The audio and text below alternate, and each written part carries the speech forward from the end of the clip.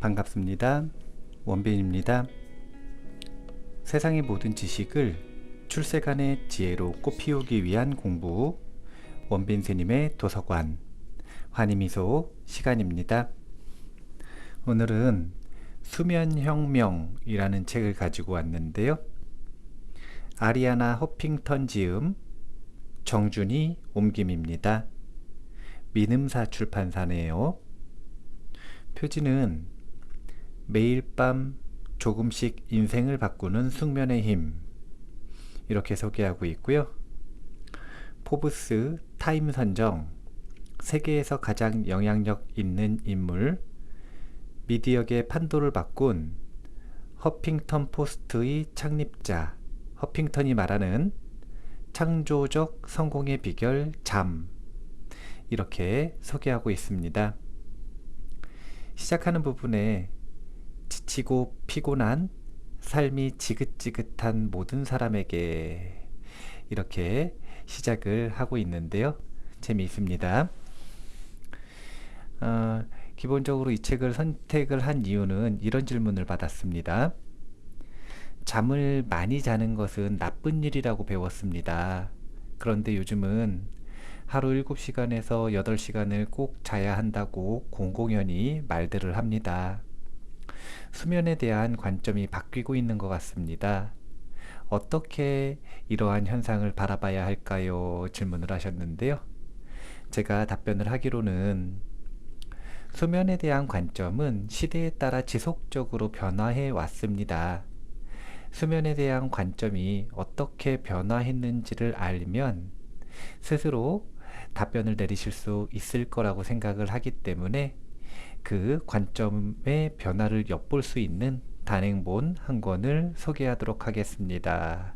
이렇게 이야기를 하고 지금 이 수면혁명을 추천해드리고 또 컨텐츠를 만들게 됐는데요.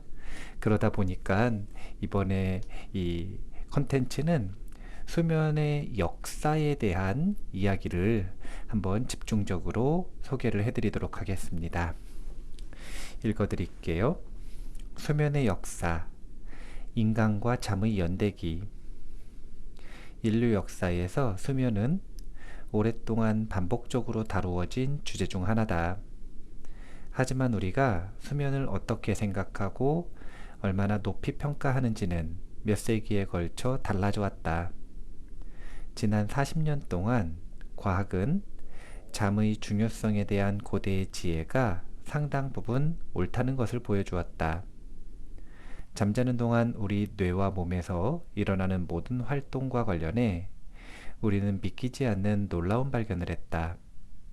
그리고 이러한 발견은 수면 부흥을 부채질했다.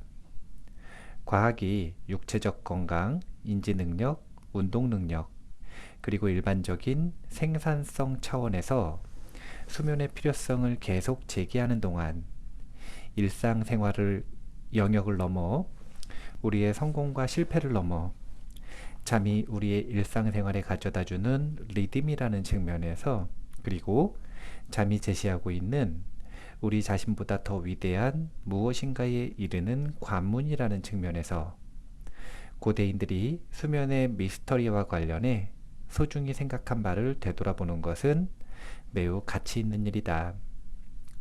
신성에 이르는 길. 유사일의 잠과 꿈은 거의 모든 종교와 영적 영역에서 두드러진 역할을 했다.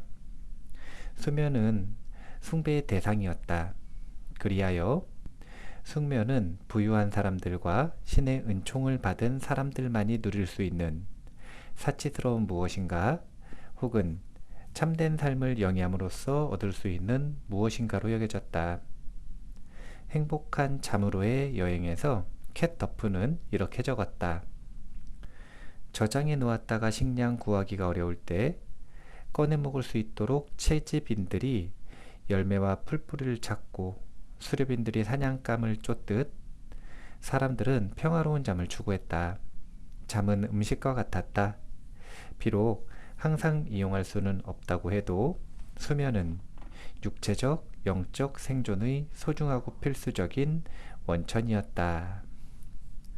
고대 이집트인과 고대 그리스인들은 꿈에 대한 해석을 위해 저녁 시간을 종종 수면 사원에서 보냈고, 그곳에서 신에게 삶에 대한 질문의 답을 구하고 질병에 대한 치료를 청했다. 하지만 잠과 꿈은 단순히 세속적인 문제를 해결하는 지름길이 아니었다. 그것은 신에게 이르는 신성한 다리, 초월적인 수단이기도 했다. 기원전 700년까지 거슬러 올라가면 가장 오래된 신성한 힌두교 경전인 우파니샤드에서는 시적인 은유를 동원하여 꿈에 대해 이렇게 말하고 있다. 황금의 신, 자아, 불멸의 백조가 육신의 작은 둥지를 떠나 자신이 원하는 곳으로 간다. 그는 꿈의 세계를 누비고 다닌다. 그는 수없이 모습을 바꾼다. 그는 섹스를 즐긴다. 그는 친구들과 함께 먹고 마시고 웃는다. 그는 간담을 서늘케 하는 두려운 광경에 깜짝 놀란다. 하지만 그는 자신이 목격하는 어떤 것에도 애착을 갖지 않는다. 그리고 그는 꿈의 세계와 의식의 세계에서 방황하며 즐거움을 맛보고 선과 악을 경험한 후 출발지인 더없이 행복한 상태로 되돌아간다. 창세기에서 야곱과 라헬의 아들 요셉은 꿈을 해석하는 독특한 재능으로 왕에게 깊은 인상을 심어주었다. 여기에서 우리는 꿈에 높은 지위가 부여되었음을 알 수 있다. 왕은 그에게 이렇게 말한다. 하느님이 이 모든 것을 내게 보이셨으니 너와 같이 명철하고 지혜 있는 자가 없도다. 너는 내 집을 다스리라. 내 백성이 다 내 명령에 복종하리니 내가 너보다 높은 것은 내 왕자뿐이니라. 잠에 잠겨있는 영혼조차 열심히 노력하며 세상에서 뭔가를 이루어내도록 돕는다. 헤라클레이토스. 그리스인과 로마인에게는 각각 히프노스, 솜누스라는 잠의 신이 있었다. 데이비드 랜들이 잠의 사생활에서 쓴 것처럼 그리스인들은 잠을 일종의 삶과 죽음의 중간 상태라고 생각했다. 그리고 잠의 신 히프노스 쌍둥이 형제가 바로 죽음의 신 타나토스였다. 망각의 강 레테는 히프노스의 동굴을 흐르면서 사람들이 세속에서의 자신의 정체성과 세속적인 문제를 잊고 잠들 수 있도록 도왔다. 나는 레테라는 단어가 철학적 진리를 뜻하는 고대 그리스어 알레테이아와도 연관이 있다는 사실이 좋다. 기원전 5세기 그리스 철학자 헤라클레이토스는 이렇게 적었다. 깨어있는 사람들은 하나의 세상을 공유하지만 잠자는 사람들은 각자의 세상으로 들어가게 된다. 비슷한 시기 그리스 크로톤의 의사이자 철학자인 알크마이온이 최초로 널리 알려진 수면 이론을 제시했다. 그는 체표의 피가 신체 내부로 들어간 결과 잠이 온다고 주장했다. 그로부터 약 100년 뒤 아리스토텔레스가 수면과 불면에 대하여서 잠을 이렇게 정의했다. 주요 감각기관을 장악하여 그 기관들이 힘을 발휘하지 못하게 하는 것, 보호를 위해 잠이 필요한 것. 장악이라는 주장은 맞지 않지만 요즘 잠의 회복 기능과 관련해 과학이 밝혀낸 사실을 감안하면 보호라는 표현은 놀랄 정도로 성경 지명이 있는 주장이다.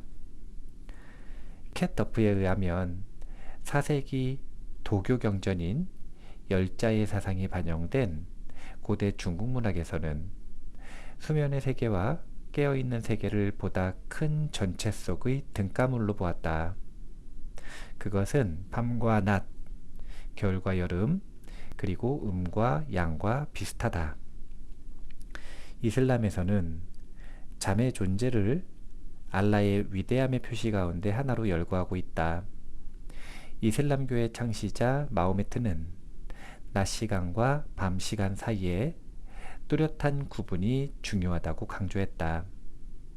잠자리에 들 때마다 기도를 위해 몸을 정화해야 한다. 마호메트는 또한 낮잠을 옹호했다. 잠시 낮잠을 자도록 하라. 왜냐하면 악마는 낮잠을 자지 않기 때문이다.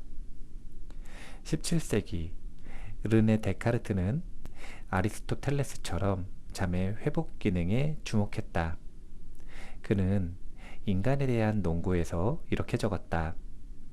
잠자는 동안 뇌의 물질은 휴식을 취하는 가운데 양분을 공급받고 손상된 부분을 치유할 여유를 갖는다. 뇌 표면에 두드러져 보이는 가는 정맥이나 동맥 속에 들어있는 혈액이 뇌의 물질을 촉촉히 적신다. 게다가 뇌가 작동하는 측면에서 보면 일부는 꺼져 있지만 그 외에 다른 부분은 정확히 제 기능을 하고 있는 것이다. 이제 이렇게 보면 근대 이전에 이 잠과 꿈에 대한 관점을 놓고 보면 사실은 성스러운 것으로 보는 경향이 있었다. 그래서 신성 또는 불성 또는 자신의 영적 본성에 연결되는 길로 봤었기 때문에 이제 서양에서도 그렇고 동양에서도 그렇고요. 이 꿈을 해석하는 것, 그 꿈이 성스러운 존재에게서 온 메시지일 것이다. 이런 관점에서 또는 삶이 나아가야 되는 자신의 주관적 삶의 방향성을 제시하는 메시지일 것이다. 그래서 꿈 해몽을 하는 것이 중요시 여겨졌고 또 꿈 해몽을 하시는 분들의 이 지위가 높았다라고 하는 것들을 보면 잠과 꿈이 어떤 대우를 받았는지 우리가 예측해 볼 수 있을 것입니다. 그런 관점이 좀 변하게 된 것이 이제 산업화 이후라고 합니다. 한번 읽어볼게요.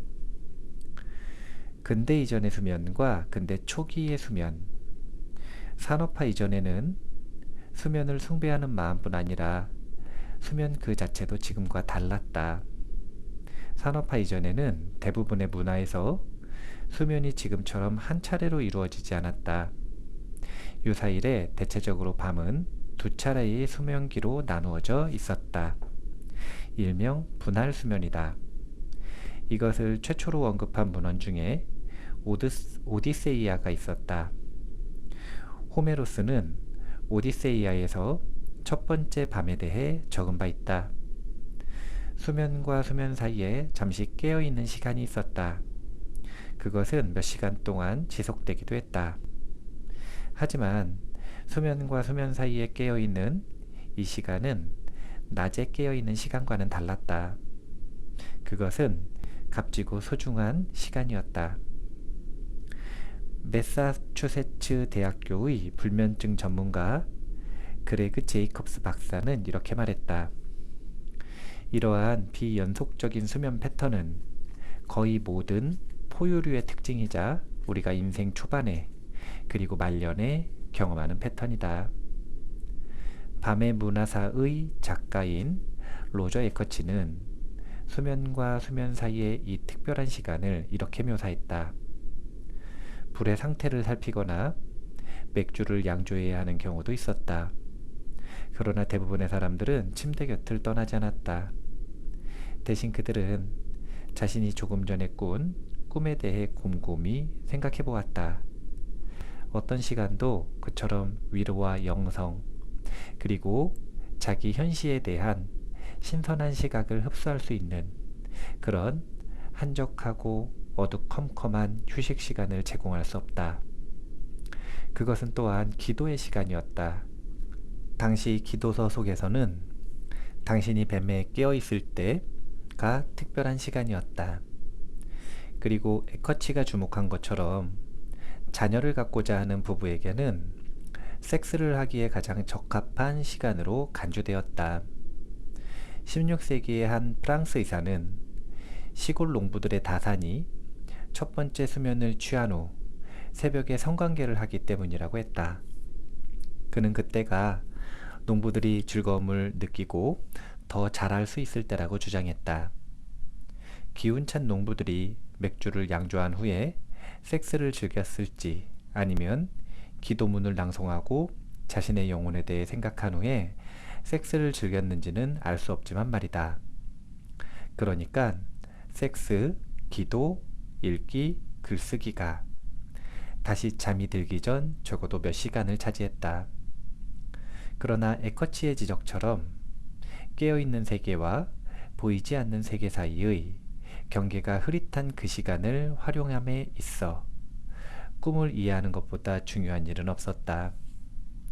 꿈이 개개인에게 그리고 그들의 사적인 관계에 어떤 영향을 미치는가를 상상하기란 쉽지 않다. 그 영향은 아주 잠시 지속될 수도 있고 드물지만 평생 지속될 수도 있다. 일상 활동으로부터 방해받지 않고 이러한 특별한 시간에 조용하게 휴식을 취함으로써 사람들은 보다 미묘한 일에 깨달음을 얻고 깨어있는 상태와 잠자는 상태 사이의 과도기에서 종종 이루어지는 독특한 통찰을 온전히 소화할 수 있었다. 에드거 앨런 포는 이것을 이렇게 말했다. 일종의 공상이다. 절묘하고 미묘한 공상. 그것은 생각이 아니다. 아직까지는 이것을 언어로 표현하기가 절대적으로 불가능하다고 생각한다. 그것은 영혼 속에서 일어나는 것이다. 극히 평온할 때에만. 그리고 깨어있는 세계의 경계와 꿈의 세계의 경계가 뒤섞이는 시기에만. 잠들기 직전에만 나는 이러한 공상을 감지한다. 이러한 공상이 로버트 루이스 스티븐슨을 포함해 당대의 특별한 마법에 관심 있는 작가들에게 영감을 불어넣었다. 그것이 내게는 마치 삶이 새롭게 시작되는 것 같았다. 전능한 신을 제외하고는 세상의 그 어느 누구도 알지 못했다. 잠과 꿈에 대한 우리 조상들의 숭배는 그들이 실질적으로 잠을 자기가 얼마나 어려웠을지를 생각하면 더욱 놀랍다. 오늘날 우리는 과학기술의 과로에 현대생활의 혼돈과 소음에 포위되어 있다고 느낄 수도 있다. 그러나 우리 조상들은 더 많은 현실적인 방해꾼들의 바스락거리는 소리와 냄새와 움직임에 포위되어 있었다. 그 중에는 종종 같은 공간에서 자고 있었던 가축들로부터 들리는 소리, 냄새, 움직임도 있었다. 분명 암막 커튼도 없었고 백색 소음 기계도 라벤더 향랑도 없었다. 17세기 말과 18세기 초의 주교 환경에 대한 에커츠는 이렇게 적었다. 몇몇 가정에서는 생쥐와 쥐들이 대소란을 피워서 석가래와 벽이 무너지기 일보 직전이었다. 부실하게 지어진 집들은 뒤틀리는 목재, 헐거워진 판자, 바람이 숭숭 들어오는 문, 깨진 창문, 연기가 새는 굴뚝 때문에 부조화를 이루었다. 그리고 오늘날 수면 컨설턴트의 추천 목록에는 없지만 집단 수면이 사교적인 목적에서 매우 중요한 역할을 했다. 수면은 여러모로 사교 활동이자 가족 간 결속을 다지는 수단이었다. 에모리 대학교의 인류학 교수인 캐럴 워스먼은 이렇게 말했다. 다른 사람과 함께 자는 것은 사실 유아기부터 익숙한 일이었습니다. 그것은 전 연령대가 공유할 수 있는 가장 친밀한 환경을 조성해주고 안정감과 안전감을 제공해 주었습니다. 때때로 곁잠은 그저 필요의 산물일 수도 있다. 생활비가 빠듯한 대학생처럼 말이다. 혹은 당신이 다른 한 남자와 함께 나라를 세우려는 남자일 수도 있다. 아메리카 식민지들이 영국으로부터 독립을 선언하고 몇 개월 뒤 벤저민 프랭클린과 존 애덤스는 뉴 브런즈윅의 한 여인숙에서 침대를 같이 써야 했다. 그들은 창문 하늘을 두고도 열어놓을지 말지를 다퉜고, 애덤스는 프랭클린의 감기 이론에 관한 자세한 설명을 들으며 잠이 들었다. 이로써 위대한 이들이 반드시 훌륭한 룸메이트가 되는 것은 아님이 다시 한번 입증되었다. 현대사회에서는 다양한 이유로 인해 분할 수면이 인기를 얻지 못하고 있지만, 이것이 인간의 자연스러운 상태일 수 있음을 말해주는 몇몇 증거가 있다. 미국의 국립정신건강연구소의 조사에서 실험 참가자들에게 매일 14시간씩 인공 조명이 없는 공간에서 생활하게 하자 그들은 산업화 이전의 선조들처럼 분할 수면을 취하는 모습을 보였다. 연구의 집필자인 토머스 웨어는 인간에게 있어 통잠은 현대 조명 기술의 인위적 산물일 수 있다라고 말했다. 그러므로 일부 수면장애는 이미 우리 안에 설치되어 있는 근대 이전의 수면 방식이 표면화된, 사실은 자연스러운 현상일 수 있다. 에커츠는 이렇게 말한다.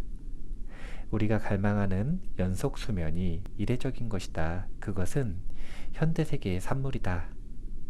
그러나 한밤중에 자다가 깨어나는 사람들은 스스로를 비정상이라고 생각한다. 그것은 불안을 고조시킬 뿐이다. 그로 인해 자신들의 불면증은 더 심해진다. 분할 수면이 사라지고 우리와 수면의 관계가 영원히 바뀌게 된 궁극적인 원인은 바로 조명의 확산이었다. 최초의 가로등은 1318년 파리의 그랑 샤틀레에 걸린 양초 랜턴이었다.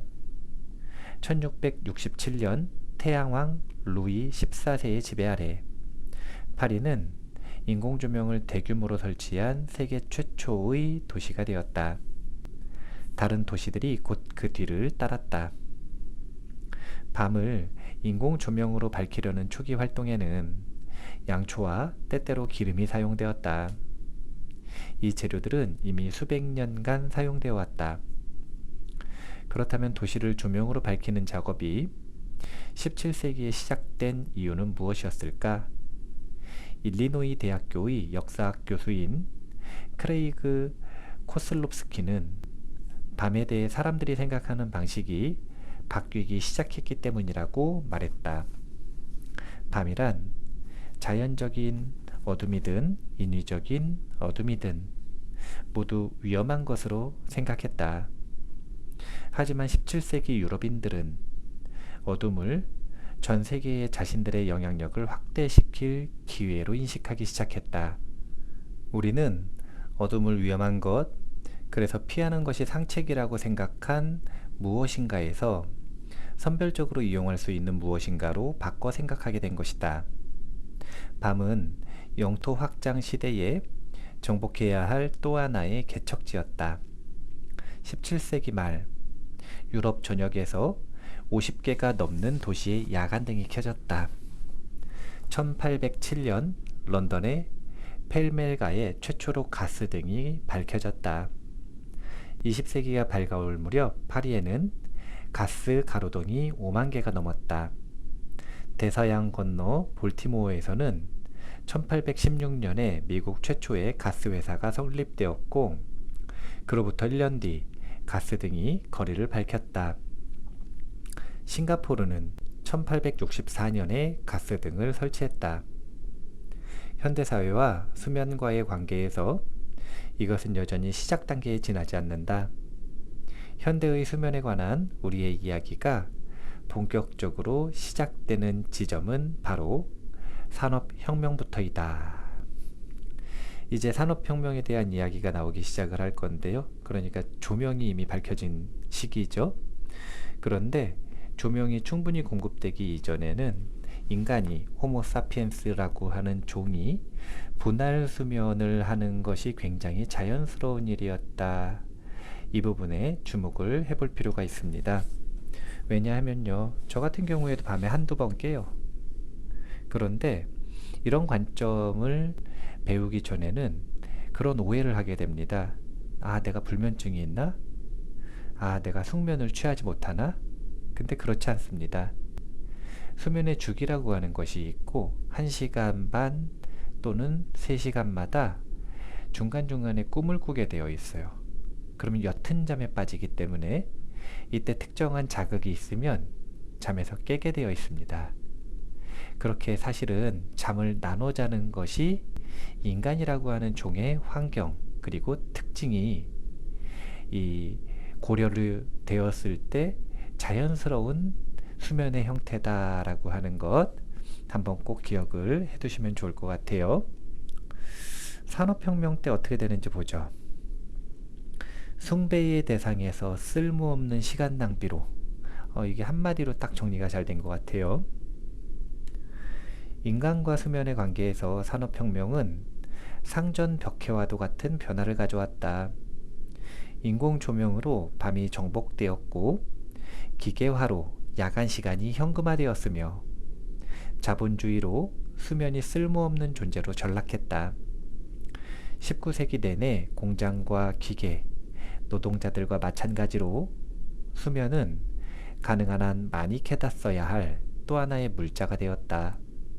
정말로 수면은 평가절하도 부족해 멸시까지 당했다. 잠자는데 소요되는 매 시간이 일하지 않는 시간, 그러므로 낭비되는 시간을 의미했다. 케빈 힐스트롬과 로리 콜리어 힐스트롬은 미국에서의 산업혁명에 이렇게 썼다. 고용주와 관리자들은 점점 인간의 노동을 생산 과정에 필요한 물자로 값싸게 확보하고 가능한 효율적으로 이용하고자 하는 물자로 취급했다. 노동에 대한 이러한 새로운 시각을 뒷받침하고 노동자들이 이에 동조하도록 부추기기 위해 자지 않고 일하는 것이 남자다운 행동으로 힘의 상징으로 미화되었다. 앨런 데릭스는 아슬아슬하게 졸고 있는 사람들에서 그것을 영혼다운 각성 그리고 남자다운 활력으로 불렀다. 수면이 남자답지 못한 나약함의 표시가 되었고 수면에 대한 마초 개념은 오늘날까지 계속되고 있다. 수면이 남성다움을 측정하는 일종의 자아가 된 것이다. 캘리포니아 대학교 헤스팅스 법과대학 교수인 조앤 윌리엄스는 이렇게 말했다. 극한의 시간이 누가 더 잘났는지 증명하는 남자들의 경쟁 방식이 되었습니다. 우리가 그냥 스케줄 이야기나 하는 것이겠습니까? 효율성을 극대화하기 위해 공장이 야간에도 돌아가고 24시간 교대 근무가 이루어지기 시작했다. 특히 여성들의 고통이 커졌다. 근무 시간이 더 길어졌음에도 불구하고 가족을 돌보고 집안일을 해야 하는 책임은 줄어들지 않았기 때문이다. 비인간적인 환경에 대한 인식이 늘면서 각 주에서 여성들을 보호하기 위한 법안을 통과시키기 시작했다. 그러고는 근무 환경 개선의 필요성을 둘러싸고 법조계와 입법부, 관료들이 의견 일치를 이루는 시대가 열렸다. 수면이 종종 주요 고려 사항으로 거론되었다. 훗날 대법관으로 임명된 루이스 브랜다이스 변호사 시절 최신 사회과학 자료를 이용해 수면 부족이 건강에 특히 여성 건강에 미치는 영향을 보여주는 브리프를 제출했다. 건강 측면에서 수면은 매우 중요합니다. 수면 기능만큼 의식적으로 운동시켜야 하는 기능은 없습니다. 그 후 법률 제정을 둘러싼 이 법적 분쟁이 가져온 한 가지 효과는 인간에 대한 그리고 잠에 대한 새로운 시각, 즉 가능한 철저히 현금화되어야 하는 상품으로 보는 시각에 대한 반발을 불러일으켰다는 것이다. 노동운동가들의 노력에도 불구하고 그러한 단편적인 법률 개정은 수면은 약한 사람들이나 취하는 것이라는 정서가 대중에게 확산되면서 제대로 빛을 보지 못했다. 데이비드 랜들은 이렇게 적었다. 전통적인 수면 스케줄을 고수하는 곳들은 곧 산업화된 사회에 적합하지 않은 사람들이 득실되는 낙후지로 비웃음을 사게 되었다. 산업혁명 시대가 되면서 노동력을 확보해야 되고 사실은 노동력을 착취해야 되기 때문에 수면이라고 하는 것이 터부시되고, 그러니까 긴 수면을 가지는 것이 이 나쁘다라고 하는 관점이 형성되었다라는 것이죠. 질문자가 질문하신 질문과 정확하게 일치를 합니다. 아무래도 질문해 주신 분이 청년은 아닌 것 같고요. 중장년층의 이 세대일 것 같다라는 예측이 되는데요. 왜냐하면 그때 당시에는 우리나라가 산업혁명에 가까운 발전을 이루고 있던 시기이기 때문에, 빨리빨리라고 하는 구호를 가지고 있던 시기이기 때문에 당연히 수면 시간을 적게 해서라도 노동 시간을 길게 만드는 그러한 효율을 추구하던 시기이기 때문에 아마 수면이 터부시 여겨지는 그런 문화권에서 생활을 하지 않으셨을까, 이런 예측이 가능합니다. 계속 한번 읽어볼게요. 8시간 근무, 8시간 수면, 8시간 하고 싶은 일. 수면과 관련해 최악의 산업 가운데 한 곳은 바로 철강 산업이었다. 철강 산업 노동자들은 1919년 근무 시간 단축을 요구하며 파업을 했지만 그들의 노력은 실패로 돌아갔고 열악한 근무 환경은 개선되지 않았다. 1920년대 초 철강 산업 노동자들은 2교대 근무를 격주로 바꾸며 일했고, 그 덕에 기업들은 교대 인력을 추가로 고용하지 않아도 되었다. 이렇듯 장시간 근무로 인한 수면 부족이라는 재앙이 사회 전체에 영향을 미쳤다. 1923년 찰스 럼퍼드 워커는 강철 용광로 작업 노동자의 일기에서 그 영향에 대해 이렇게 묘사했다. 내가 목격한 것처럼 하루 12시간 근무는 정상적인 여가 활동과 가족, 교회 혹은 공동체 행사 참여를 못하게 하거나 지나치게 어렵게 만든다. 그러한 활동이 일반적으로 합당한 활동이고 미국의 유산의 일부임에도 불구하고 말이다. 이렇게 12시간씩 근무를 하는 이런 상황이 벌어지기 시작했다 이겁니다. 그래서 노동운동이 시작되었는데, 노동운동에서 8시간 근무를 요구하는 목소리가 높아졌다. 노동조합원들이 1889년 매사추세츠 우스터에서 8시간 근무, 8시간 휴식, 8시간 우리가 하고 싶은 일이라고 적힌 배너를 높이 들고 가두 시위를 벌였다. 하지만 1926년이 되어서야 미국의 주요 기업들 가운데 한 곳, 즉 포드에서 주당 40시간 근무제를 도입했다. 30년이 넘게 걸린 거죠. 8시간 근무를 보장받는 데 있어서 그것도 한 곳에서만, 포드에서만 그러했다, 이렇게 지금 이야기를 하고 있는 건데요. 이런 식으로 역시나 이 산업혁명 이후에 노동력이 곧 돈이었기 때문에 근무 시간을 최대한으로 확보하기 위해서 우리에게 수면을 적게 자도록 하는 그러한 문화를 억지로 보급했다라고 하는 역사를 엿볼 수 있습니다. 수면과의 전쟁이 선포된다. 산업화된 세계 전역에서 수면에 대한 이러한 인식의 전환이 일어났지만 수면과 일에 대한 현대적 태도 속에서는 특별히 미국적인 무엇인가도 있었다. 자수성가한 사람들에 관한 미국적인 성공 신화와 미국 사회에 뿌리내리고 있는 청교도적인 직업 윤리가 더해지면서 미국이라는 신세계는 수면과 게으름을 동일시하는 문화가 자라기에 비옥한 땅이 되었다. 1850에서 1920년대 미국 산업계의 직업 윤리에서 데니얼 로저스는 이렇게 적었다. 진정으로 도덕적인 사람은 강인하면서 연구기관처럼 쉬지 않는 사람을 의미했다.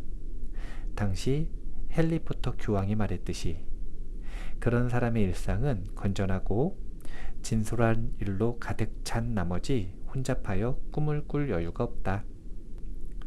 그것은 바로 식민지 시대의 진취적인 젊은이 벤저민 프랭클린이 가난한 리처드의 달력에서 지지했던 정서였다. 나태한이여 일어나라. 그리고 인생을 낭비하지 마라. 잠은 무덤 속에서 충분히 자게 될 것이다. 찰스 다윈은 사로잡혀 있던 미국 비즈니스계에서는 그러한 사고방식을 두 팔 벌려 환영했다. 당시 각 기업의 이사회실은 찰스 다윈의 적자 생존 이론에 지배를 받고 있었다. 로저스는 사회적 지위와 성공을 끊임없는 노동과 결부시키는 대중의 경향에 주목했다. 그는 유니언 퍼시픽 철도 사장 로저스 버트의 말을 인용하여 성공의 비밀을 이렇게 한마디로 요약했다. 전심전력을 다하라. 일하고 또 일하고 또 일하고 또 일하고 또 일하고 또 일하라. 이러한 유산과 역사를 감안할 때 일을 최대화하고 수면을 최소화하는 방식이 미국 국민의 의식 속에 여전히 굳건히 자리 잡고 있는 것은 놀라운 일이 아니다. 이는 미국의 기본적인 창조 신화 가운데 하나다. 만약 이러한 신화를 상징하는 대표적인 인물을 한 명만 꼽는다면 아마도 토머스 에디슨일 것이다. 그는 잠이 불필요하다고 굳게 믿었다. 그는 자신은 하루에 4~5시간 이상 잘 필요가 없다고 자랑 삼아 말했고, 미국은 자신의 선례를 따라 찬란히 빛나는 전진과 자기개발의 길을 걸어야 한다고 믿었다. 에디슨은 전구를 완성하기 위해 실험을 시도하고 실패하고 또 시도했다. 이런 연유로 에디슨에 관한 기사 중에서 잠도 자지 않고 열심히 일하는 그의 영웅적인 헌신을 언급하지 않은 기사는 찾아보기 어려울 정도였다. 물론 에디슨의 함축된 내용은 천재성과 헌신, 그리고 궁극적인 성공이 잠을 기꺼이 포기하는 그의 의지와 밀접한 관련이 있다는 것이다. 시카고 트리뷴에서는 심지어 신혼여행 중에도 밤이든 낮이든 매시간 일하고자 했던 그의 의지를 칭찬해 마지 않았다. 이제 쇼트 슬리퍼라고 표현을 하죠. 잠을 적게 자도 괜찮은 사람. 대표적인 인물 두 인물로 꼽히는 게 나폴레옹과 에디슨입니다. 그런데 나폴레옹과 에디슨을 비롯한 이 수많은 쇼트 슬리퍼 유명한 분들의 말년을 보면 건강이 그렇게 좋지 않았어요. 그리고 사실은 좋은 최후를 맞이하지 못합니다. 그 이야기는 체질적으로 정말로 적게 자도 되는 사람이 물론 있다고 해요. 최근에 밝혀진 이론 속에서는 이 DNA 염기 서열에서 사실은 돌연변이가 좀 있다고 합니다. 그런 분들은 적게 자도 괜찮다고 해요. 근데 그런 분들을 제외하고 쇼트 슬리퍼를, 그러니까 적게 자는 것을 흉내내거나 아니면 억지로 그렇게 했을 경우, 그런 경우에는 건강상의 치명적인 문제가 생길 수 있다. 이런 관점들을 한번 잘 생각을 해보셔야 됩니다. 많이 자야 된다라고 이야기하는 거 아니에요. 저는 이제 정진 수업 이 법회를 준비를 하면서 수면의 질을 높이는 대신에 수면의 시간을 줄이는 방법에 대한 이야기도 언급을 할 거예요. 7시간, 8시간 무조건 자야 되는 게 아니라 5시간, 6시간 자도 괜찮은 방법에 대해서도 언급을 할 겁니다. 그래서 저는 무조건 롱 슬리퍼, 오래 자야 된다라고 생각하는 사람은 아닙니다. 다만 수면의 역할과 원리, 그리고 경험의 질을 높이는 방법을 연구하고, 그래서 자신에게 적합한 수면의 전략을 선택해서 자신에게 유리한 상황을 만들기를 권할 뿐입니다. 뒤에도 조금만 더 읽어볼게요. 전 세계에서 뒷전으로 밀려난 잠. 이게 이제 나폴레옹의 이야기인데요. 나폴레옹의 이야기를 간단하게 소개를 하면 이런 식이네요. 나폴레옹은 얼마나 많이 자는 것이 좋은가라는 질문을 받았을 때 이렇게 답했다고 한다. 남자는 6시간, 여자는 7시간, 바보는 8시간. 나폴레옹에게 수면은 그저 무찔러야 하는 또 하나의 적이었다. 윌리엄 헨리 허드슨은 인간 나폴레옹에서 이렇게 설명한다. 육체적인 피로조차도 그의 마음의 활력과 유연성에 영향을 미치지 못했다. 그는 잠 자체를 노예로 만들었다. 그래서 그의 명령에 따라 잠이 왔다 갔다 했다. 그리고 그는 이런 생각을 자신의 부대에까지 확대시켰다.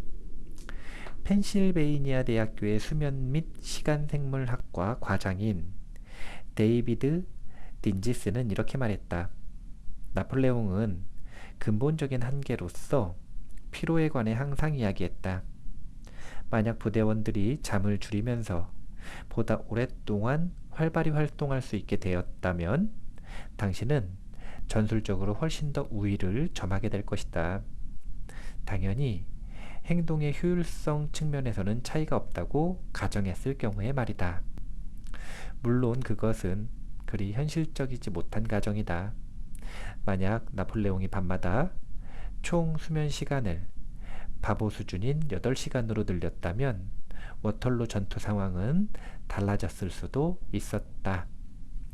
이제 이렇게 이 쇼트 슬리퍼의 대표격인 에디슨과 나폴레옹의 이야기를 통해서 왜 우리가 수면을 금지시 여기게 되었는지에 대한 그 문화를 언급을 하고 있습니다. 그러다가 최근에 들어서 이제 수면에 대한 과학계의 각성 때문에 잠을 너무 적게 자는 것, 과로한 상태가 얼마나 위험한지에 대한 이야기가 언급이 되고 있습니다. 간단하게만 읽어드릴게요. 수면에 대한 과학계의 각성. 시간이 지남에 따라 수면 연구에 의사와 과학자들이 더 많은 에너지와 자원을 쏟기 시작했다. 하버드 수면의학과에서는 수면에 관한 역사적 관점을 정리한 온라인 사이트 건강한 수면의 이러한 진정 가운데 일부를 연대기 순으로 나열해 놓고 있다. 1827년 스코틀랜드의 로버트 맥시니 박사는 현시대 최초의 유명한 수면 연구인 수면 철학을 출간했다. 1869년에 미국 남북전쟁 이전에 미국 공중위생국장을 지낸 군의관이자 신경과 전문의인 윌리엄 해먼드는 수면과 수면장애를 펴냈다. 1885년 헨리 라이먼은 불면증과 여러 수면장애를 출간했다. 그리고 과학자들이 수면이 무엇인지 이해하려 노력함에 따라 수면장애를 의학으로 치료해야 하는 무엇인가로 보는 시각이 관심을 끌기 시작했다. 1903년 최초의 수면제 바비탈이 개발되었다. 이것의 인기는 빠른 속도로 치솟았다. 남용과 치명적인 과다 복용에 관한 보고 역시 급증했다. 다른 수면제들이 출시되었고 1930년 즈음 미국의 연간 바비튜레이트 복용은 10억 회를 넘어선 것으로 추정되었다. 이런 식으로 이 1982년에 영국까지 언급이 쭉 되는데요. 읽어볼까요? 1982년에는 인지과학자 칼라일 스미스가 수면과 학습 그리고 기억, 응고와 사이의 관련성을 알아냈다.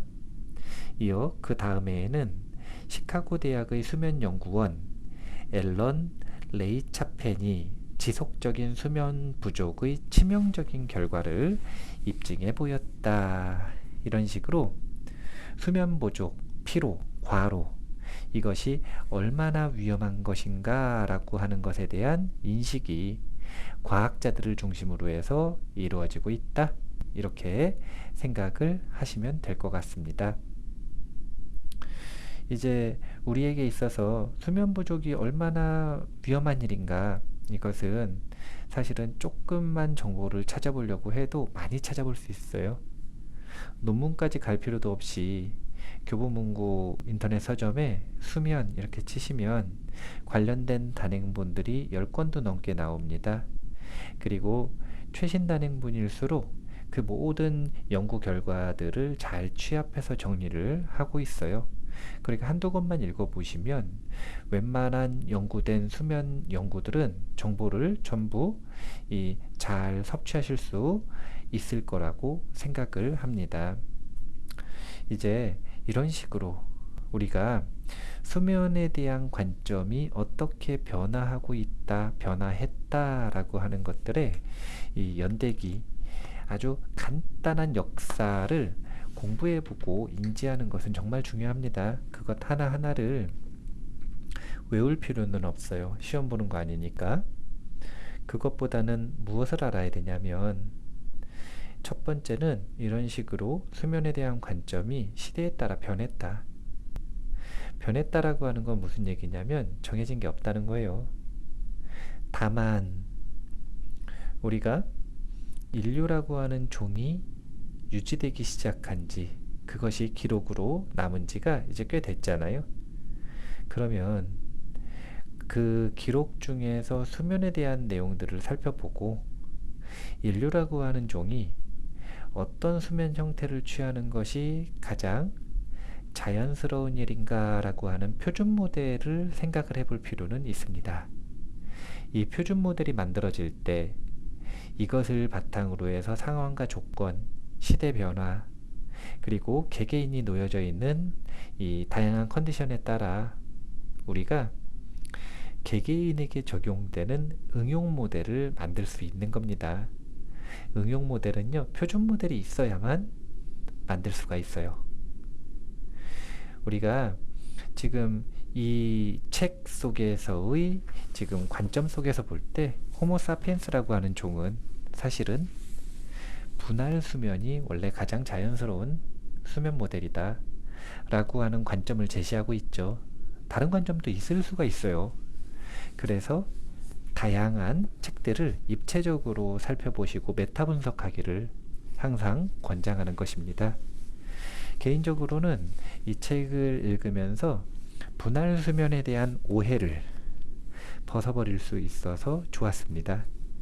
개인적으로 저는 분할 수면을 조금 활용해 볼 생각을 지금 가지고 있는데, 이제 책을 7권, 8권 정도 봤는데 수면에 대한 책들을 한 2, 30권 정도 읽어보고, 그리고 나서 개인적인 응용 모델, 자신에게 잘 맞는 응용 모델, 수면 응용 모델을 전략을 만들 생각입니다. 이런 식으로 자신에게 잘 맞는 방법을 스스로 연구하셔서 관점도 세우시고 실제로 숙면을 취할 수 있는, 그리고 잠과 꿈의 시간을 잘 활용할 수 있는, 그 시간을 잘 활용하는 것이 소극적으로는 숙면을 취하는 것이고 적극적으로는 숙면을 취하는 것을 넘어서 수행의 시간으로 바꾸는 것이 인생의 3분의 1, 100년 인생이라면 30년을 더 확보하는 그런 중요한 주제가 될 것이다 라는 생각입니다. 또 이 문제는요, 남녀노소 할 것 없이 모두에게 중요한 문제예요. 이유는 간단합니다. 나이가 많이 들었다 그래서 잠 안 자는 게 아니기 때문에 그래요. 남아있는 인생 내내 우리는 잠자야 되고요.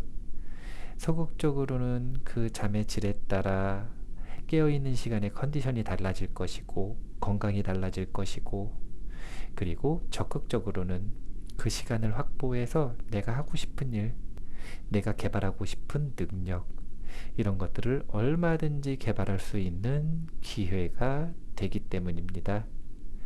자신만의 수면 전략을 꼭 세우셨으면 좋겠다. 관점을 꼭 만드셨으면 좋겠다. 이런 생각을 하면서 제안을 하면서 오늘 컨텐츠는 이만 마칠게요.